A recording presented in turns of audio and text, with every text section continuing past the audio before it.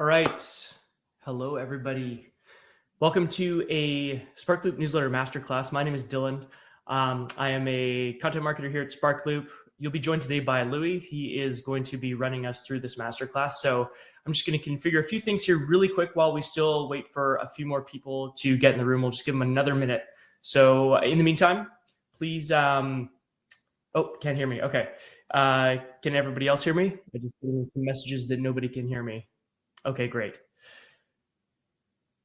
Perfect. Thank you. In the meantime, why don't in the chat introduce yourselves, say where you're watching from, and feel free to share maybe a link to your newsletter if you're here for that as well. In the meantime, I'll get Louis up here on stage, so just bear with me for 1 second. Hey, Louis, you're here. Hey, Dylan. How are we doing? Yep, I am all here, all ready to go. Excited. Awesome. I will give us maybe 1 more minute, and I'll hand the stage over to you. Very good. I'm looking forward to it. Who have we got here? Some friendly faces? It looks like it. Awesome stuff.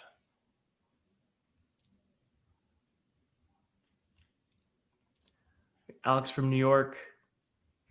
We've got Regina from Boulder, Colorado. Matt's in Sydney, Australia. Jeff from Kentucky. Andy's from Vancouver, Canada, right my neck of the woods. Got a friend from Hawaii. Nice. Welcome here, everyone.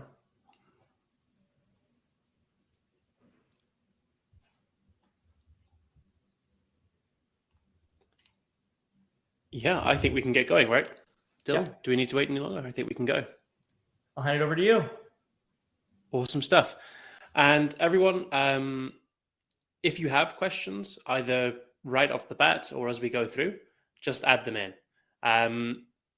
For a little bit of context, I'm going to spend 30 to 40 minutes walking you through how we think about monetizing your newsletter at SparkLoop and what we've learned over the past couple of years from helping a couple of thousand different newsletters to grow and monetize at this point. And if you have any questions that we don't touch on today, or if you have any further questions about anything that I touch on during the presentation, stick them in the chat. Dylan, I think, is on hand to mark those as questions, and we're going to have at least 15 minutes at the end to go through those. They can be as specific as you like. They can be as sort of abstract and applicable to everybody as you like. And we'll go through as many of those as we can. Okay, well, let's get started. We are here today to talk about how to monetize your newsletter and how to do a better job of making more revenue from your newsletter.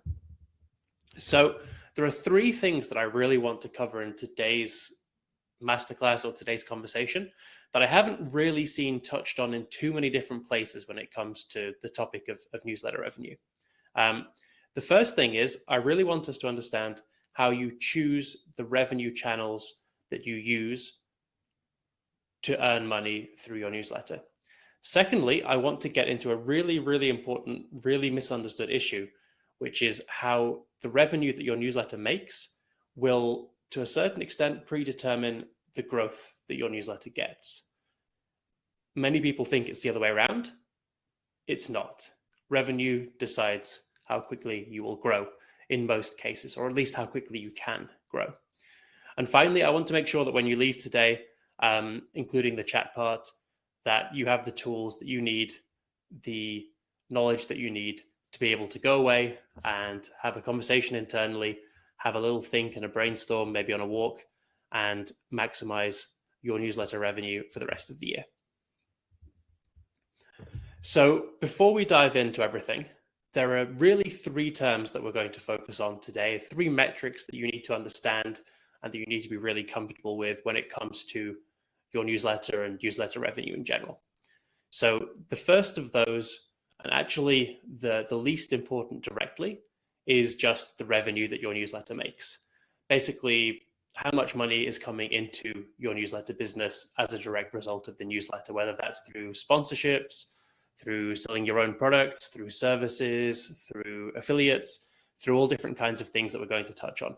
How much revenue does your newsletter make as a total if you add it all up each month or each year or just in general all time?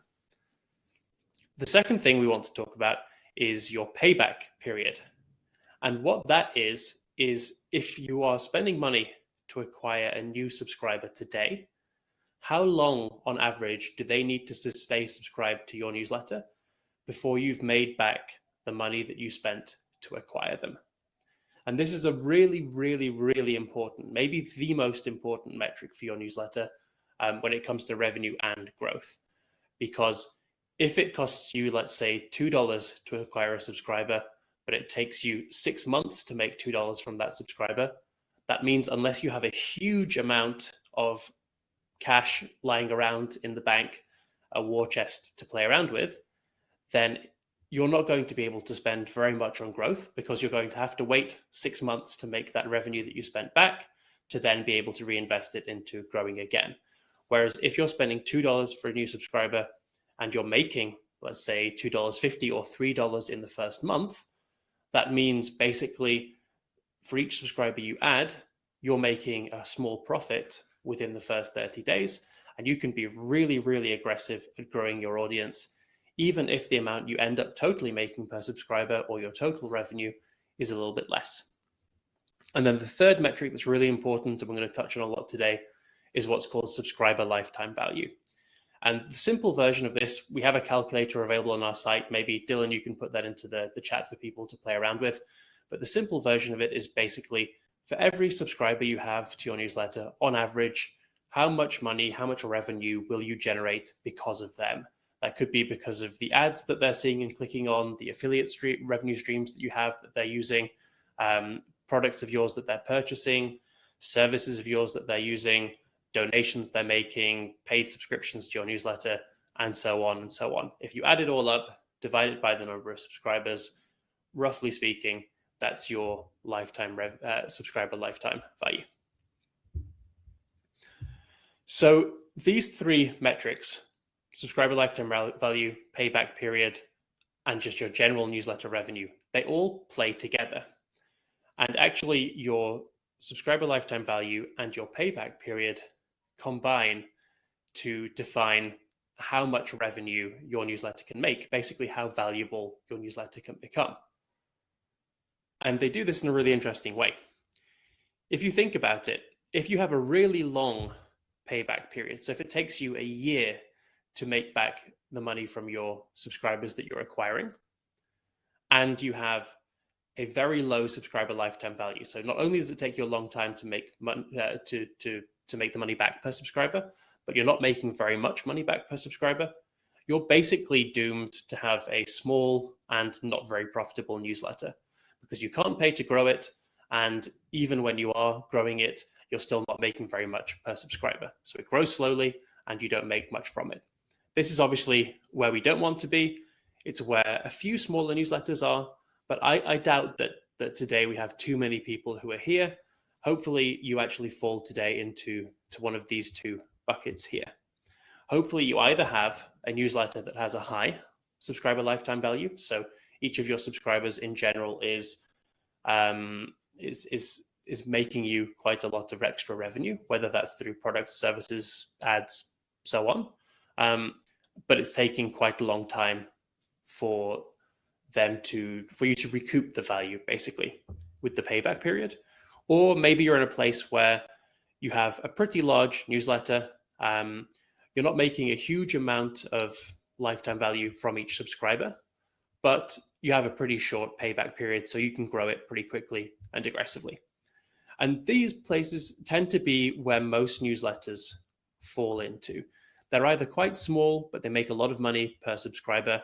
Maybe they have a services component or a paid product like an info product or a course or something. So not great at growing the newsletter, but they have, the subscribers they do have, they make a lot of money per subscriber from.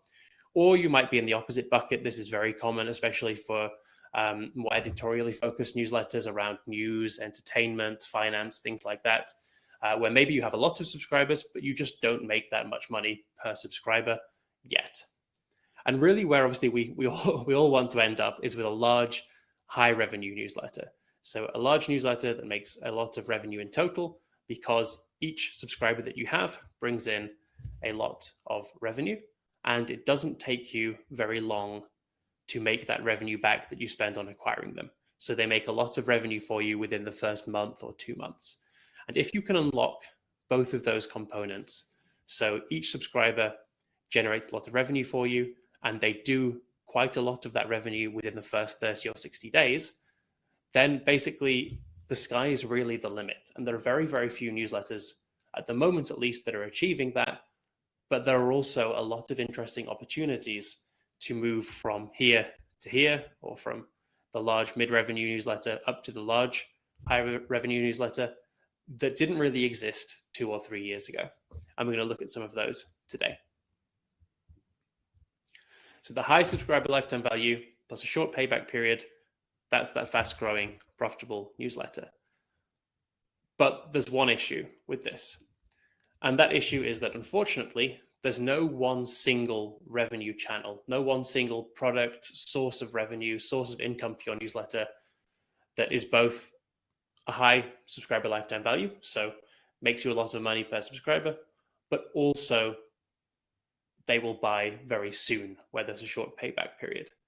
That revenue stream, unfortunately, nearly all the time, as far as we can tell, just doesn't exist. There's no one thing you can do there. So the solution instead is to go to multiple revenue streams for your newsletter. If you look at how those break down, for example, you'll see when it comes to high subscriber lifetime value and a short payback period, there isn't really anything that exists. The closest is maybe advertising, maybe our Upscribe paid recommendations widget as a new one. They're sort of almost close to getting there, but really there's nothing that's high subscriber lifetime value and short payback period. On the other hand, there are lots of ways of monetizing your newsletter that are high subscriber lifetime value, where you make a lot of money per subscriber, but that take quite a long time until you make that money from those subscribers. For example, services, events, info products, paid subscriptions, even advertising in some cases. You can make a lot of money per subscriber by doing that. It just takes a while to generate that revenue. So what do you do in the meantime while you're waiting for that revenue to kick in from those subscribers? You need something in the short term, in that first month or 2 months, in terms of new revenue coming in, that's going to make it really easy for you to then turn on the money taps and spend to grow your newsletter. And some things you can try there are affiliates and Upscribe and potentially advertising, and we'll talk more about those as we go through. But the important point is you need a mix of both. You need something that's going to be a lot of revenue per subscriber long term, and something that's going to be most likely a smaller amount of revenue, but that comes in within those first 30 to 60 days. So how can we do this? Well, when you're thinking about how you can improve your newsletter revenue streams so that you're achieving that mix of short-term value and long-term value, there are really 3 ways that I think it's useful to think about this that most newsletter operators at the moment don't. And the first of these is what I call the 100, 10, 1, and 0.1% rule. If you take all of your newsletter subscribers and sort of line them up in your newsletter based on their willingness to pay, so you start with everybody who, no matter sort of what you offered them in terms of content, products, services, they're just not going to pay for it from you. They're just not that interested, they're not that invested, they don't want to. Take everybody and line them up from those to the people who are at the very other end who would pay you huge sums of money for something that you could potentially create or offer them. Line them up along there, and what you'll see is that, as a rule of thumb, 100% of those subscribers will obviously pay you at least nothing. So you might not be able to monetize them directly, but you can monetize them through sponsorships, through affiliates, through Upscribe and paid recommendations and things where they're not paying you, but showing that audience other things that they could potentially purchase or other ways that they can be valuable is a way of generating revenue from basically every subscriber that you have. And then in most cases, the next step comes at the 10% level. So 10% of your audience will pay at least $100 or more for something directly that you can offer them. Now, what that is depends on your newsletter. It might be events, it might be a paid subscription to the newsletter, it might be info products, courses, it might even be physical products. There's a whole range of stuff that it could be. But in general, you'll find that a roughly 10% of your audience is going to be willing to pay for that. And then take it down the next level. 1% of that audience is going to be happy to pay a lot more than just $100. They'll be happy to pay $1,000 or potentially even more. And then even further, when you take it down to the 0.1%, you'll have those subscribers, that very, very few, sort of 1 in 1,000 subscribers, who would be willing to pay way more even than $1,000 for some potential product, service, offering that you have or that you could create in the future. And what you'll notice as you think about these different groups, the 100, the 10, the 1, and the 0.1%, is there isn't really that much in between. It's not as easy as saying, well, 100% of people will pay $0, 10% will pay $100, so probably 50% of my audience will pay $5 or $10 or $50 or something like that. That's not the case.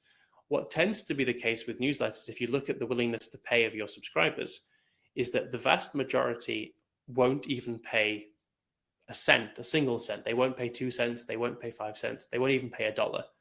But anybody who is willing to pay, let's say $5 or $10, is almost definitely also likely to be willing to pay $50, $60, $100, maybe even a little bit more. So it's useful to bear these different groups in mind and keep it simple at just 100, 10, 1, and 0.1% when you're thinking about what different monetization streams you can use for your newsletter and what price points to use for the different things you might want to be offering people. The second thing that I think is really interesting and really useful to know when you're thinking about how to monetize your newsletter is how to break down the 3 sort of buckets of newsletter revenue that you can get. So obviously we all know you can sell your own product or service to your own newsletter audience. We all know as well that we can sell someone else's newsletter, someone else's product or service to your audience. And then we can finally also just ask your audience for their support in providing, well, support for your newsletter, basically. So there are these 3 ways, really. And if you think about all the different channels you have in terms of sponsorships, ads, affiliates, info products, services, paid products, paid subscriptions, they all fall pretty neatly into one of these 3 buckets. And it's really useful when you're trying to come up with the different ways that you can monetize your newsletter and ways that you can improve it, to really think through, okay, which of these 3 buckets am I lacking in? Which of these 3 am I trying to attract? And which of these 3 are strong and weak for the particular sort of issue that I'm dealing with when it comes to my newsletter revenue?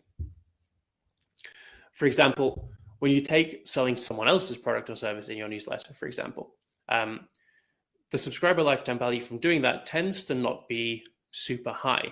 It tends to be difficult to get above $10 to $15 per subscriber in lifetime value if you're only selling other people's products in your newsletter. But because you don't have to create those products and services, it's very little work compared to other ways of monetizing your newsletter. And it has, in most cases, a very short time to revenue, a very short payback period. If you're showing recommendations in your Upscribe widget, for example, of other newsletters and getting paid for those, what you'll see is there are thousands of newsletter operators out there who are making $3, $4, $5 per new subscriber that they get to their list within the first 30 seconds or so, really. So there are all these easy ways to generate revenue from selling someone else's product or service that aren't going to really affect your total potential lifetime value per subscriber very much, but they are going to really decrease the payback period and get you to that revenue much quicker, which allows you to grow a lot faster. When it comes to selling your own product or service, on the other hand, you sort of have the opposite, right? You have the high subscriber lifetime value, but it takes a lot more work to create those products and services. And it takes a lot more time for you to nurture and generate that revenue from those subscribers. Let's say you're doing coaching or consulting or high ticket courses, for example, or even events. It's not likely that somebody is going to subscribe to your newsletter and purchase one of those things the next week. It's going to take them beginning to build trust, to understand the value. Could be many months, could even be years before they're in a situation where they want to do that or where they want to upgrade to the premium paid newsletter. So these are all great, but they take more time and you need the mix. And then finally, I think the asking for support bucket of ways to generate newsletter revenue is maybe one of the most interesting and probably the most misunderstood. Because yes, the subscriber lifetime value in general from just asking people to support your newsletter will, generally speaking, be quite low. But at the same time, it isn't a lot of work to do that. It's not much extra uplift to ask people to support you. And there's an interesting thing about that asking for support where very often newsletter operators will be being confused between their own products and services that they're selling and really just giving people a plausible excuse to support them. And what we've seen very interestingly over the last year or two is several newsletters, both larger publications and smaller independent creator-driven newsletters, being much more explicit about asking for support and putting that in the forefront rather than trying to obscure it behind some sort of value that they're creating in terms of their own products and services. So all of these three potential options, the ask for support in general is the weakest. It's the one that you want to not have to rely on unless you have no other options or unless that's just part of the way that your organization is set up, such that you're not allowed to recommend other products and you're not allowed to sell products and make a profit directly. And then the final of the three things that I think most people don't think about enough when it comes to how to make newsletter or how to drive additional newsletter revenue is the concept of packaging or anchoring any products and services of your own that you have. And one of the prime examples of mistakes that we see at Sparkloop all the time is somebody will have something really valuable, something really useful in terms of a potential product or service that they could offer to their audience, and they pitch it at the wrong price point, packaged in a way that it has to be much cheaper, which means you attract the people in the 10% group rather than the 1% group, even though, for example, with just a little bit of extra work and a little bit of repackaging, they could have made 10 or 100 times as much revenue from essentially the same product. And just as an example, you could say, well, let's say that at Sparkloop, not something that I would do, but let's say that at Sparkloop we want to run some sort of info product teaching you how to sell newsletter ads, and we want to sell that to newsletter operators. Well, if you package that as an ebook, then realistically, the most you can successfully charge for that is going to be somewhere in the range of about $20. People have a real resistance to paying more than about $10, $20, $30 for an ebook, regardless of how valuable the content is. It's just expected, it's anchored at that $20 price point. Whereas if you made that a paid newsletter, for example, or if you made that an email course or something like that, a self-serve course, that could easily be $50 for the exact same content, just repackaged slightly differently.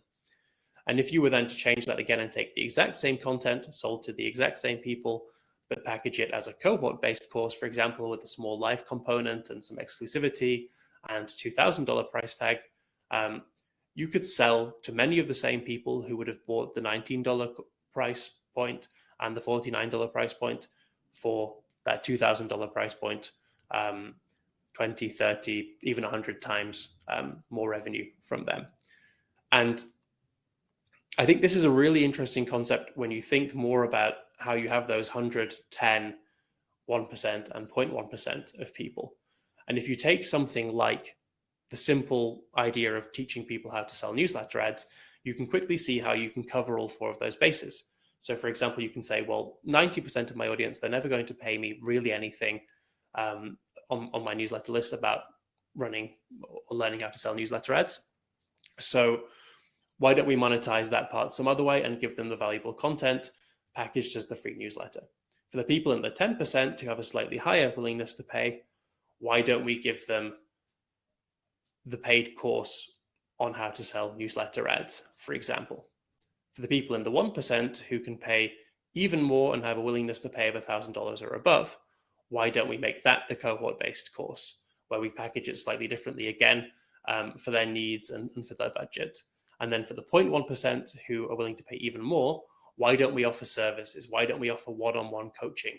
Why don't we offer something else, again, on the same topic essentially the same content or the same product, but that benefits their willingness to pay?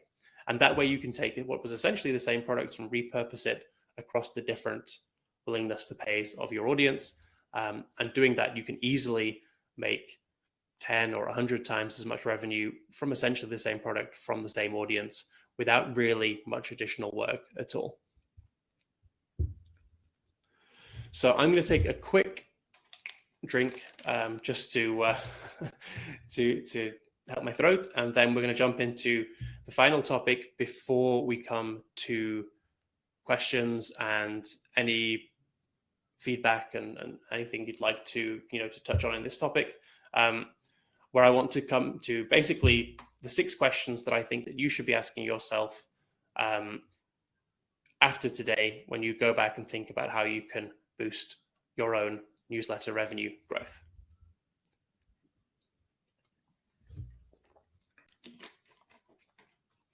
So the first question that I think you should be asking yourself is, if you don't know this already, what is your subscriber lifetime value for your newsletter, and how much revenue do you make per subscriber or per new subscriber in the first 30 days after they sign up? Now, you won't get any of this exactly right, but you want to have a pretty good ballpark idea of this, especially for your main sources of new subscribers. If you get this roughly right, then that allows you to be much, much more aggressive with your newsletter growth. And it also, more importantly, means that you aren't acquiring subscribers at a loss and are going to find out later that you've made a big mistake.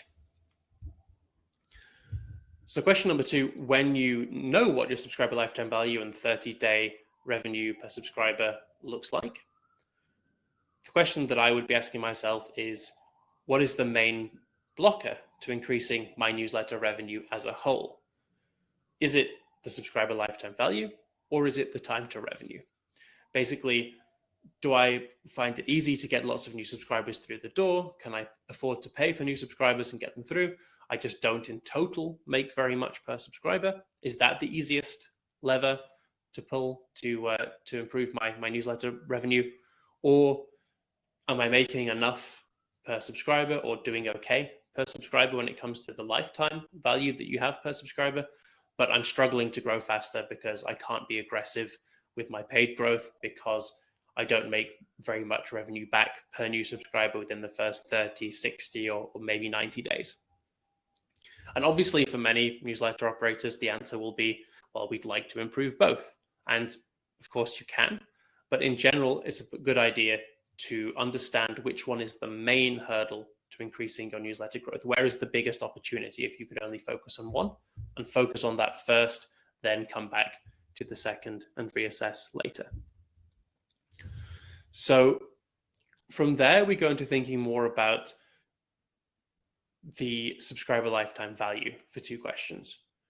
And we think about what new revenue streams that you could be adding to your newsletter today, next week, next month, this year, to take advantage of the way that your audience's willingness to pay is set out. What could you add in, for example, at the higher price points? What could you add in on the free level that you don't already have? If you take a look at where your audience's willingness to pay is, where have you got it covered? Where is there a gaping hole that you can fill with some revenue source that is a good fit for the willingness to pay of that section of your audience?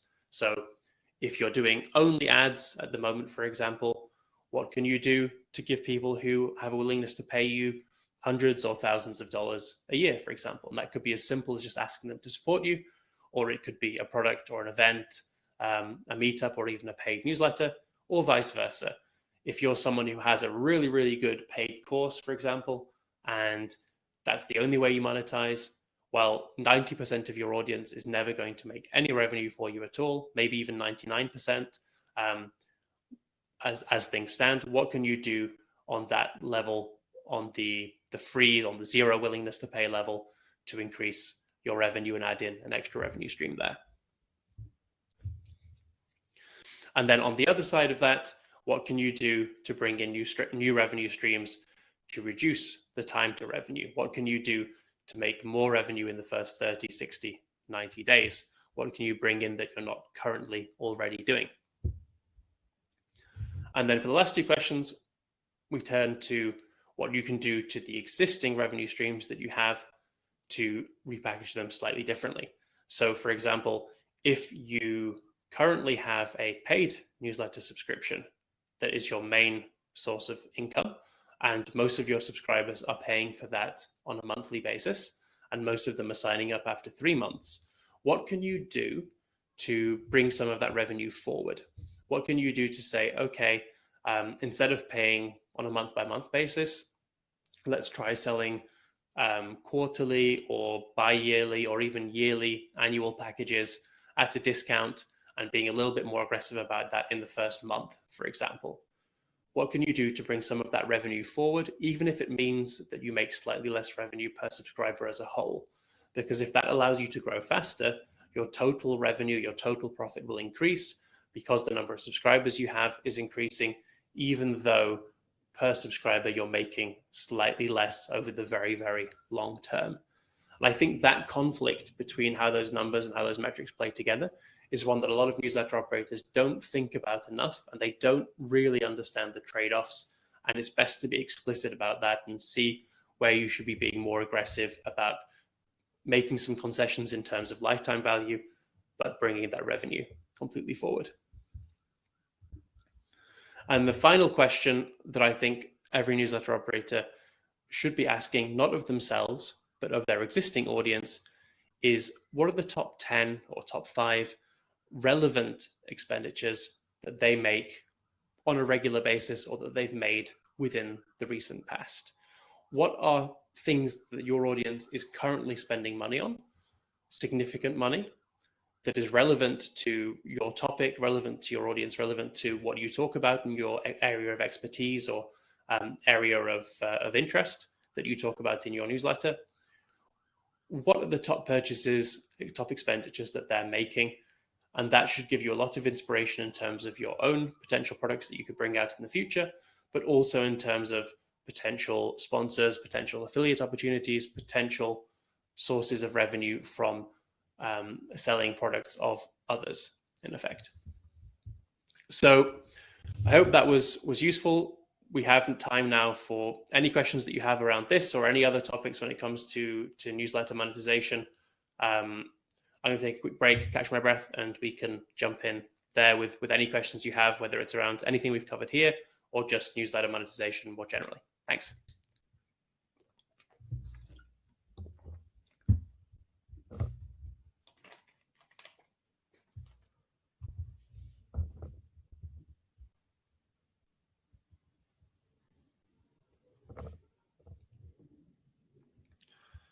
So let's have a look. We have 2 questions already. I will start, and if we can keep them coming in, we will spend at least 10 or 15 minutes as long as people have questions. You can make them as in detail as you like, and we'll take it from there. So Dominique asks, do we think it's realistic to sell all 3 repackaged products at different times, or even at the same time, or is it too cannibalistic? And the answer is always, it depends. In general, I don't think you need to be too wary about that, because people are really good at self-segmenting based on their willingness to pay. What you don't want to do is to have the identically packaged product available at 2 different price points, because obviously then if it's the choice of an ebook or an ebook with a slightly, I don't know, a slightly different title, then you're going to choose the one that's cheaper, obviously, even if you could afford the more expensive one. But if it's the choice between an ebook or a cohort-based course that includes, some live time and plausibly some support and things like that, then people who are really serious, who have the budget and the willingness to pay, will pay for the more expensive one, or ideally, they'll even purchase the cheaper one first very soon, so within the first month or two, and then later they will upgrade as part of your nurturing to the more expensive repackaged one as they have a higher willingness to pay. So you shouldn't think of those different repackaged products as sort of, well, people will choose A or B or C. Ideally, they start on the free one, they move up a rung, they move up another rung and another rung as far as they can get towards that 0.1 or 0.01% of your audience. And obviously, not everybody will move up like that. But if you can create some kind of funnel like that, whether it's on info products, whether it's on physical events, whether it's on subscriptions, so starting with the free newsletter product, moving up to an occasionally paid, an annual light subscription, moving up to the full pro version that includes access to events and community, and then moving up to the team plan, for example, or the exclusive insider plan, something like that. There's a lot of different ways that you can move people through that funnel. Okay, so Arya asks question: if we were starting from scratch and we were building a fiction-based newsletter, what would be the first few steps in trying to monetize it? So Arya, would you mind adding in a little bit more context about what you mean by a fiction-based newsletter? Maybe a link or something so we can take a look. And I'll look at a few of the other questions in the meantime, and then we'll come back to that. If you wouldn't mind adding in a little bit more context, that would be awesome. So I'll move on to the next question while Arya is adding that, hopefully. And the question is, would there be any value in trying to use any of these revenue streams in an e-commerce B2C newsletter? So let's say by an e-commerce B2C newsletter, you mean a newsletter where the primary revenue stream is, let's say, a D2C or an e-commerce product that you have. So you sell physical products of your own from your own brand, and you have a newsletter sort of related to it, maybe for people who have the similar lifestyle or are interested in the topic of the products that you sell. That's super common. We see that all the time. So presumably you have to pay a certain amount to acquire subscribers to this newsletter.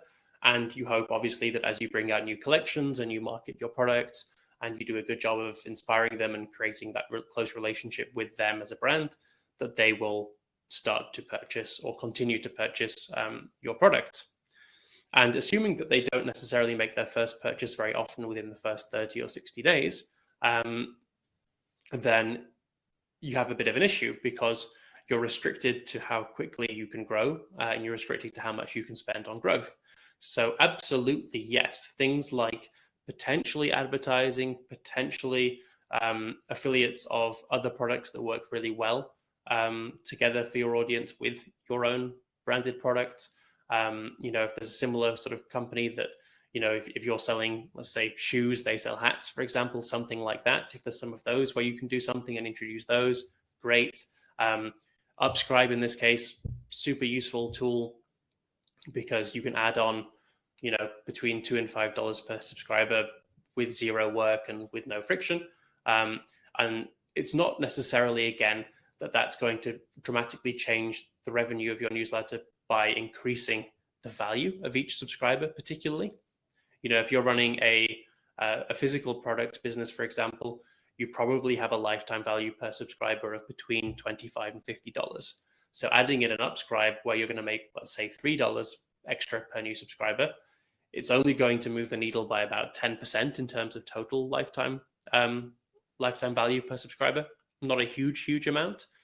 But if you're currently making, let's say, $1.50 within the first month on average per subscriber by selling your own products, and you then add in something like Upscribe and suddenly you're making an extra $3 in the first month, so you're now up to $4.50, well, you've just tripled the budget that you have available to you to spend on acquiring new subscribers, which means you can grow, probably 5 to 10 times as quickly, which means your total revenue should also be growing 5 to 10 times as quickly just because of that small change.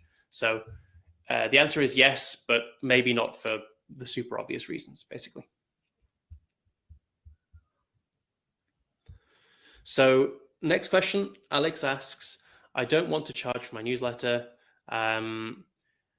As I work to build my subscribers in general, do you recommend introducing a low ticket item at the same time, or should I build to a specific number of subscribers before I try to monetize? And I think that depends on a couple of things. It depends on whether you want the newsletter to be more of a hobby or whether you want it to be primarily a business, something that is generating revenue for you. If it's a hobby, then it's totally up to you. Do it whenever you want and whenever you have the need based on the costs that you have for the newsletter.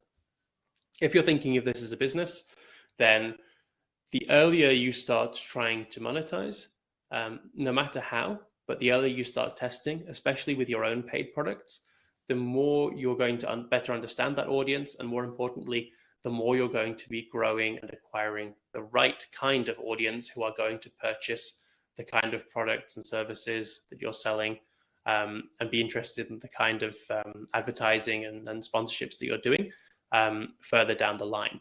So yes, even if the revenue that comes in the early days just isn't significant, the earlier you start, the more likely you are to be successful further down the line, because the more information you'll have and the more knowledge you'll have about how to package that, how to sell it, and how to make sure you're acquiring the right subscribers for how you're going to monetize later. So yes, I would say anything from 100 subscribers on, fair game to start with all different kinds of monetization. Because again, if you're monetizing, then you have more budget to use on growth as well. So let's have a look. We have time, I think, for a couple more. Let's take a look at Troy's question next.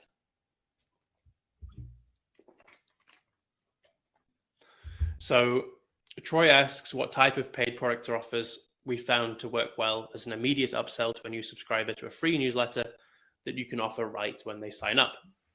So the free newsletter means there's no paid version, so there's no point in doing some sort of special, or we can't in this case do a special lifetime discount or annual discount or something like that on a paid subscription. What we can do is we can do things like Upscribe, for example, where you're recommending other newsletters to someone as soon as they subscribe. And that should get you, with an audience based in the US, anywhere between $2 to $5 per additional new subscriber. So that's probably the most effective thing you can do within the first week or so.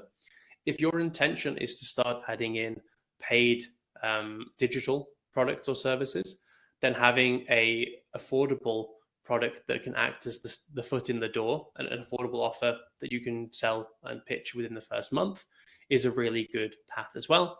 And if you don't have either of those things, another thing you can do is you can go out and take a look at the 20 products or services that you would be recommending to that audience that you think are amazing, and you can package those up as some coupon codes, for example, with an affiliate commission on each of them.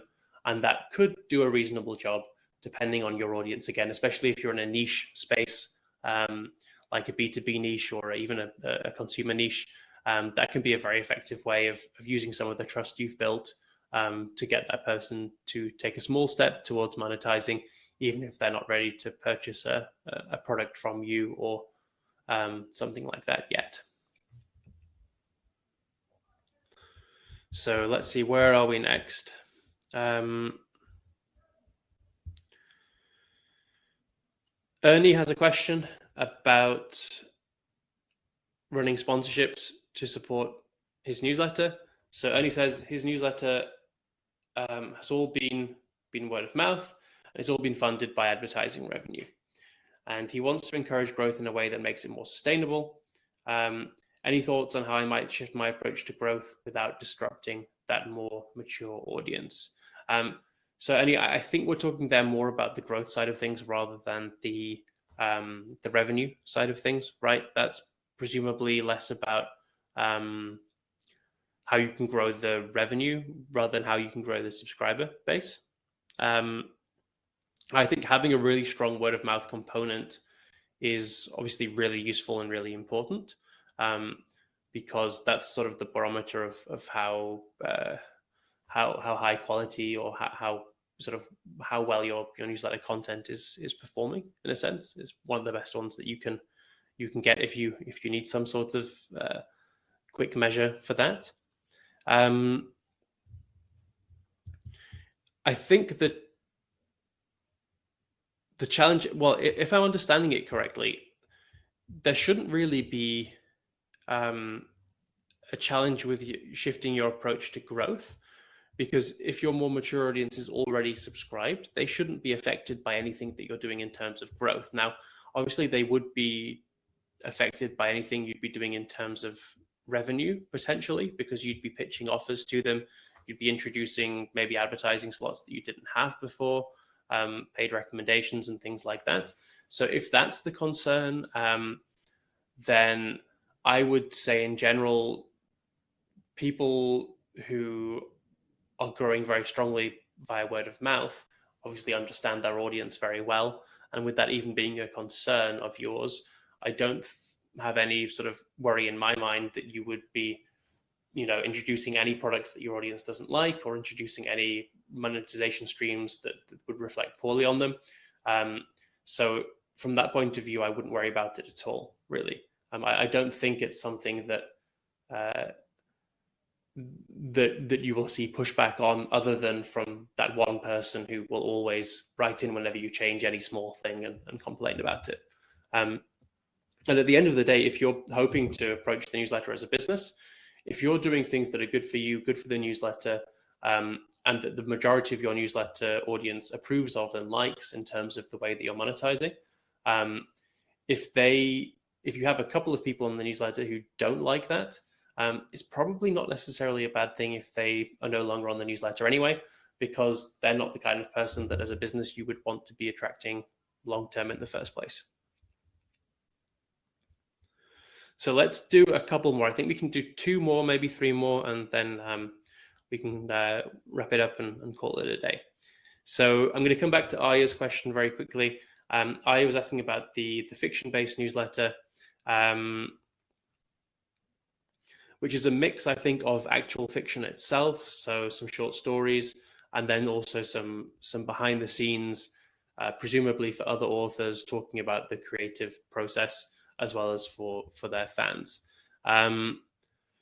So the first steps that I would have when it comes to that audience is, if you're approaching monetizing that newsletter for the very first time, I think the thing you want to be thinking about is, what is the subscriber profile, and in what ways are you providing value to them?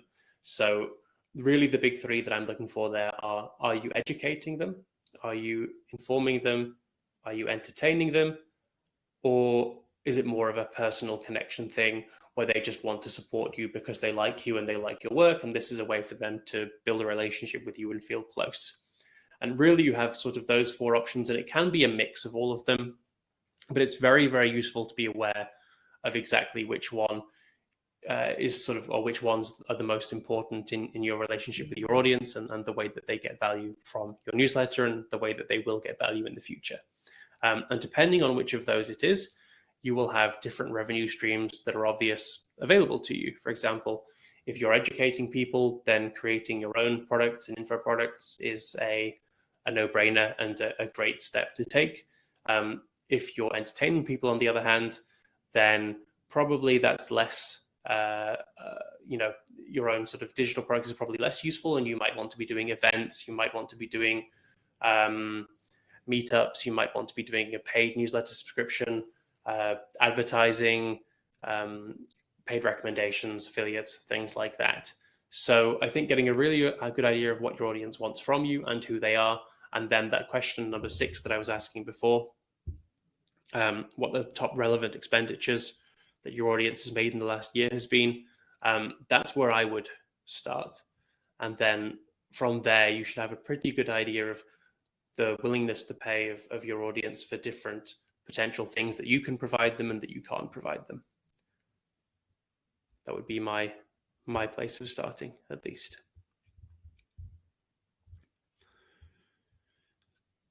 So we have a quick Upscribe specific question, and I'll do two more and then we'll call it. So Arthurs asks a quick Upscribe specific question about the approximate conversion rate for Upscribe and whether the conversion rate increases if you offer more than one newsletter recommendation in your Upscribe widget, basically. So if you're recommending newsletters right after somebody subscribes, how many should you be recommending and what the conversion rate looks like? And in general, it depends a little bit on your audience, but between 40 and 50% is the average conversion rate. So between 40 and 50% of new subscribers in general for Upscribe will opt in to at least one newsletter recommendation. What we've seen so far in testing is that the best number of, assuming you have, enough good quality